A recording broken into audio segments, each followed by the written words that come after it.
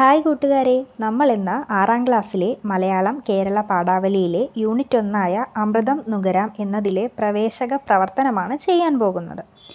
പാഠപുസ്തകത്തിൽ ഒരു ചിത്രം കൊടുത്തിട്ടുണ്ടല്ലേ? ചിത്രത്തിൽ എന്തൊക്കെയാണ് കാണുന്നത്? ഒരു കുട്ടി ചപ്പാത്തി പരത്തുന്നു, മറ്റു 2 കുട്ടികൾ എന്തോ സ്റ്റൗവിൽ പാചകം ചെയ്യുന്നു, ഒരു കുട്ടിയാണെങ്കിൽ ഒരു വട കഴിക്കുകയാണല്ലേ? ഈ ചിത്രത്തിന് താഴെ പാഠപുസ്തകത്തിൽ ഒരു പാരഗ്രാഫ് കൊടുത്തിട്ടുണ്ട്. നമുക്ക് ആ പാരഗ്രാഫ് ഒന്ന് വായിച്ചു നോക്കിയാലോ?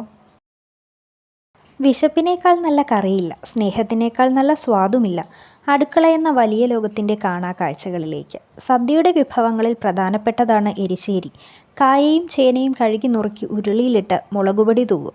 അളവ് കുറച്ചാണ് ഇതിൽ മുളകും മഞ്ഞളും ചേർക്കേണ്ടത്. തേങ്ങ തനിയെ വളരെ മാർദ്ദവത്തിൽ അരച്ചെടുത്ത് മാറ്റിവെക്കും. ഇത് ചെറിയ ഉരുളിയിൽ വെളിച്ചെണ്ണ ഒഴിച്ച് അതിലാണ് പാകപ്പെടുത്തുക. ഈ വറവിൻ്റെ പാകമാണ് എരിശ്ശേരിയുടെ രുചിയുടെ അടിസ്ഥാനം. കുറച്ചു തേങ്ങ, അല്പം ജീരകം ചേർത്ത് നന്നായി അരച്ച് വെന്ത കഷ്ണത്തിൽ കലക്കി ഒഴിക്കുന്നു. ഈ കൂട്ടാൻ അധികം തിളയ്ക്കാൻ പാടില്ല, സ്വാദും മണവും നഷ്ടപ്പെടുമത്രേ. സ്ത്രീയുടെ ചിരി പോലെ എരിശ്ശേരി തിളച്ചാൽ മതി എന്നാണ് പ്രമാണം. ഒരു ഭക്ഷണ വിഭവം പാചകം ചെയ്യുന്നതിൻ്റെ ചില സൂചനകളുള്ള കുറിപ്പാണ് നിങ്ങൾ വായിച്ചത്.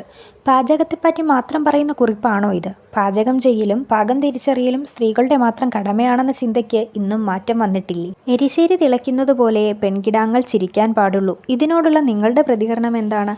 ചർച്ച ചെയ്ത കണ്ടെത്തലുകളും അഭിപ്രായങ്ങളും അവതരിപ്പിക്കൂ. നമുക്ക് ചർച്ചയിലേക്ക് കടന്നാലോ?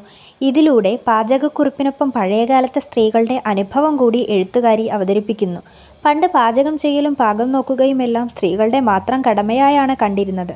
എന്നാൽ ഇപ്പോൾ വിദ്യാഭ്യാസത്തിലും മറ്റും സ്ത്രീകളുടെ സാന്നിധ്യം വർദ്ധിച്ചതോടെ അവരോടൊപ്പം പുരുഷന്മാരും ഈ ജോലി ചെയ്യുന്നു. എന്നാൽ എല്ലാവരും തന്നെ അങ്ങനെ ചെയ്യുന്നില്ല. എരിശ്ശേരി അധികം തിളച്ചാൽ അതിൻ്റെ രുചിയും മണവുമെല്ലാം നഷ്ടപ്പെടും. അതുകൊണ്ട് എരിശ്ശേരി അധികം തിളയ്ക്കാൻ പാടില്ല എന്നാണ് പ്രമാണം. പെൺകുട്ടികളോ സ്ത്രീകളോ എരിശ്ശേരി തിളയ്ക്കുന്നത് പോലെ ചിരിക്കാൻ പാടുള്ളൂ എന്നാണ് പണ്ടുകാലത്തെ ആളുകൾ പറഞ്ഞിരുന്നത്. പൊട്ടിച്ചിരിക്കാൻ പാടില്ല, ശബ്ദമുണ്ടാക്കാതെ പതുക്കെ ചിരിക്കണം എന്നർത്ഥം.